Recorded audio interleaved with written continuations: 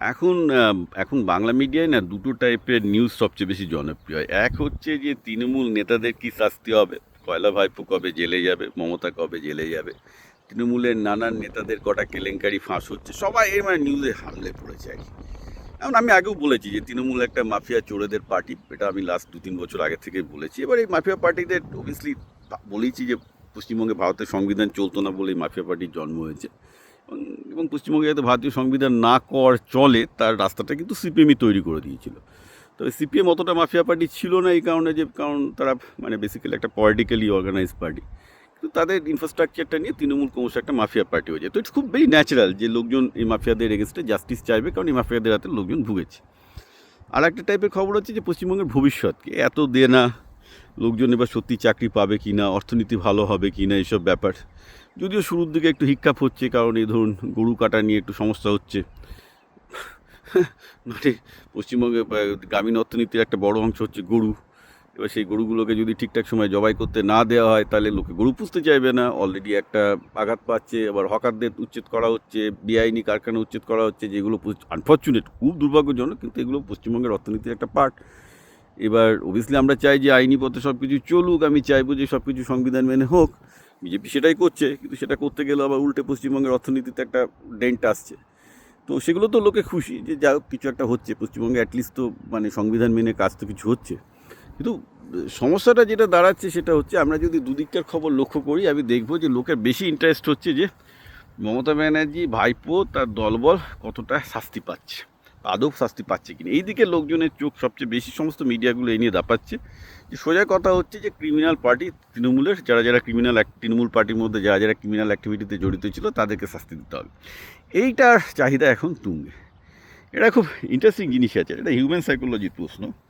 অস্ট্রেলিয়ায় একটা অ্যানথ্রোপোলজিস্ট অস্ট্রেলিয়ার একটা ট্রাইবদের ওপর একটা গবেষণা চালিয়েছিল। তো তাদেরকে একটা প্লেন আনা হলো, সেখানে সেটা প্লেনে উড়ে এসছে, মানে ফ্লাইং এ প্লেনে উড়ে এসে আদিবাসীদের বলা হলো যে এই প্লেনটা তোমাদেরকে দেওয়া হবে, তোমরা কি করবে এই প্লেনটা নিয়ে। সেসব আদিবাসীরা অবভিয়াসলি তারা আধুনিক গাড়ি দেখেনি, রেলগাড়ি দেখেনি, কিছু দেখেনি, টিভি ভিডিও কিছু দেখেনি, তারা একদম আদিম আদিবাসী। তারা প্লেনটা দেখে দেখে আরে আরে উড়ে উড়ে যাচ্ছে, উড়ে উড়ে যাচ্ছে।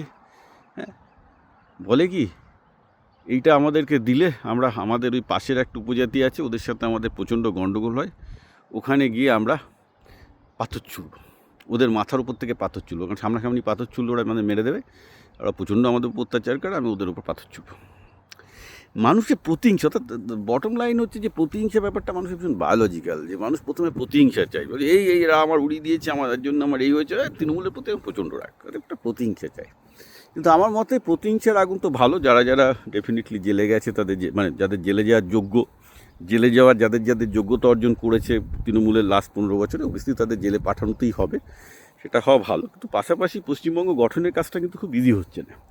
একদিকে এই ধরুন 8 লাখ কোটি টাকার ঋণ, এতগুলো প্রতিশ্রুতি, শিল্প বা এই সবাই আসবে আসবে করছে, আসুক আগে, আসলেও আমি বলবো যে পশ্চিমবঙ্গের লোকজন স্কিল নয়, যেটা পশ্চিমবঙ্গের সবচেয়ে বড় প্রবলেম, যেটা নিয়ে কেউ বলে না, শুধু আমি বলি।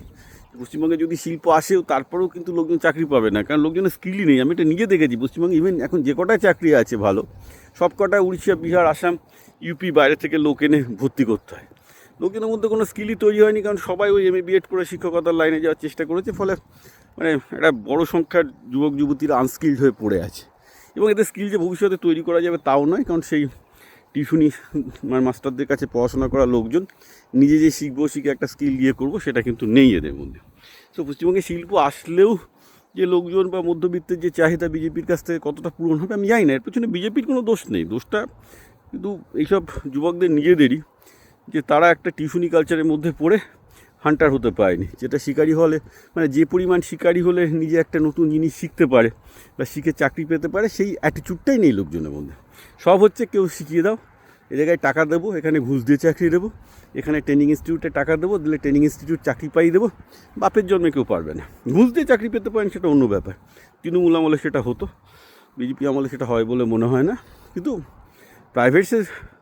প্রাইভেট সেক্টরে তো তাদের ওটা চলবে না, প্রাইভেট সেক্টরে তো শিখতে হবে, না শিখলে তো কেউ পাত্তাই দেবে না।